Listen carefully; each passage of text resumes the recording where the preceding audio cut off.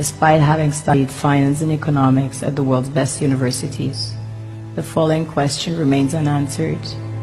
Why is it that 5,000 units of our currency is worth 1 unit of your currency, where we are the ones with the actual gold reserves? It's quite evident that the aid is in fact not coming from the West to Africa, but from Africa to the Western world. The Western world depends on Africa in every possible way, since alternative resources are scarce out here. So how does the West ensure that the free aid keeps coming?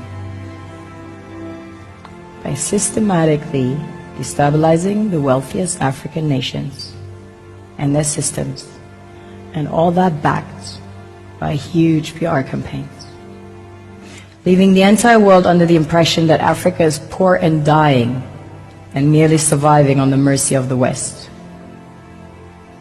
Well done, Oxfam, UNICEF, Red Cross, Life Aid, and all the other organizations that continuously run multi-million-dollar advertisement campaigns depicting charity porn to sustain that image of Africa globally. Ad campaigns paid for by innocent people under the impression to help with their donations.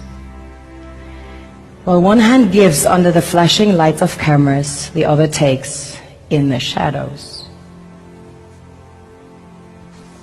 We all know the dollar is worthless, while the euro is merely charged with German intellect and technology, and maybe some Italian pasta. How can one expect donations from nations that have so little? It's super sweet of you to come with your colored paper in exchange for our gold and diamonds. But instead, you should come empty-handed, filled with integrity and honor.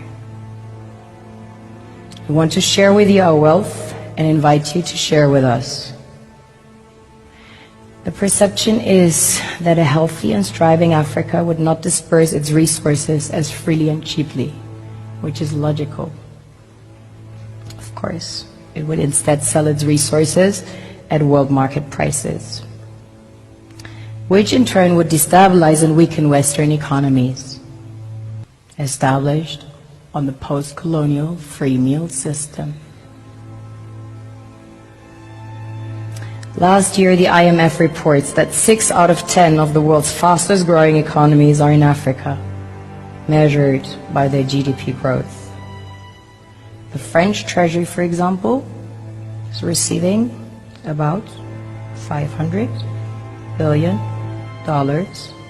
year in, year out, foreign exchange reserves from African countries based on colonial debt they forced them to pay.